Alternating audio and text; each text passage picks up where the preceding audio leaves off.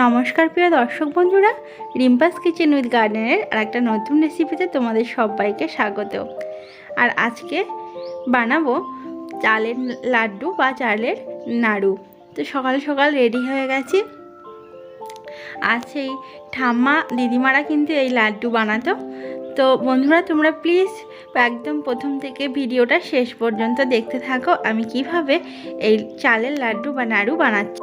তো প্রথমেই দেখো, চালটা আমি খুব ভালোভাবে ধুয়ে নিয়েছি।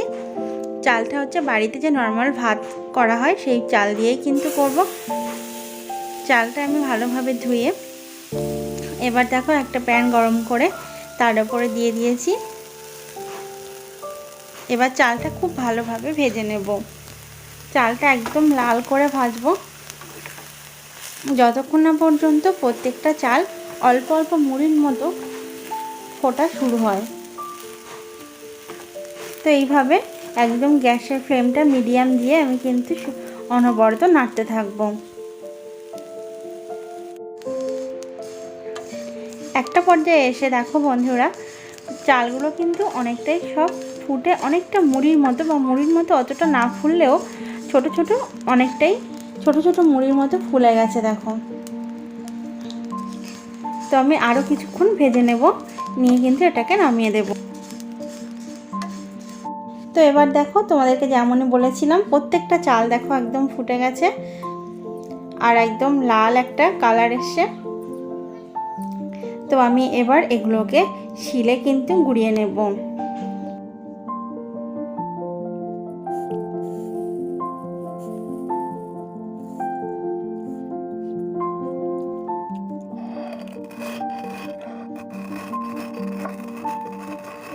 তো দেখো, শিলে কিন্তু আমি আদা ভাঙা করে নিচ্ছি।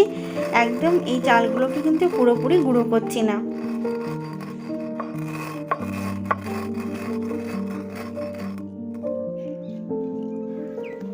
এই চালগুলো আদা ভাঙা করে নেওয়ার পরে দেখো এরকম হয়েছে।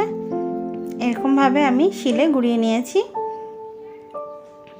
এবার দেখো আবার প্যান গরম করে তার উপরে জল দিলাম, খুব অল্প সামান্য পরিমাণ জল। এবার এর মধ্যে দিয়ে দেব বেশ কিছু পরিমাণ গুড়। গুড়টা খুব ভালোভাবে ফুটিয়ে নেব।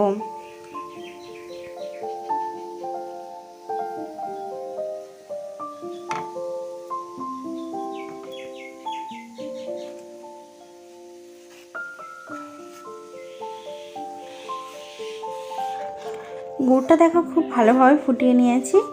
এবার আমি এর মধ্যে এই গুঁড়ো গুঁড়ো অল্প অল্প করে ঢালবো, পুরোটা একসাথে ঢালবো না। এই দেখো অল্প অল্প করে ঢালছি আর এইভাবে অনবরত নেড়ে নেড়ে চলেছি, তো যাতে এই গুঁড়োগুলো সব একসাথে ভালোভাবে গুড়ের সাথে মিক্স হয়ে যায়। তো এইভাবে সমানে অনবরত নাড়তে হবে আর অল্প অল্প করে গুঁড়ো দিতে হবে।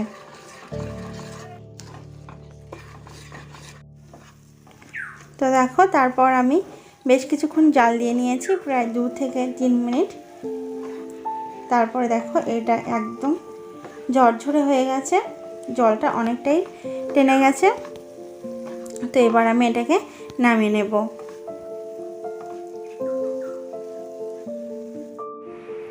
তো দেখো নামিয়ে নিয়েছি। এটা গরম থাকতে থাকতেই কিন্তু অল্প অল্প জল হাতেই আস্তে আস্তে কিন্তু এটাকে নাড়ু পাকিয়ে নিতে হবে, না হলে কিন্তু এটা শক্ত হয়ে যাওয়ার ভয় থাকে। তাই দেখো আমি সব নাড়ুগুলো একে একে বানিয়ে নিচ্ছি। তো বন্ধুরা, ঠাম্মা বা দিদিমার হাতের এই নাড়ু কিন্তু আমার সব সময়ই পছন্দ ছিল ছোটোবেলা থেকে। তো ভীষণ টেস্টি এটা খেতে। তো তোমরা এইভাবে বানিও, খুব ভালো লাগবে বন্ধুরা। তো সবাই খুব ভালো থেকো বন্ধুরা, সুস্থ থেকো। আর প্লিজ প্লিজ আমার চ্যানেলটিকে অবশ্যই সাবস্ক্রাইব করে দিও।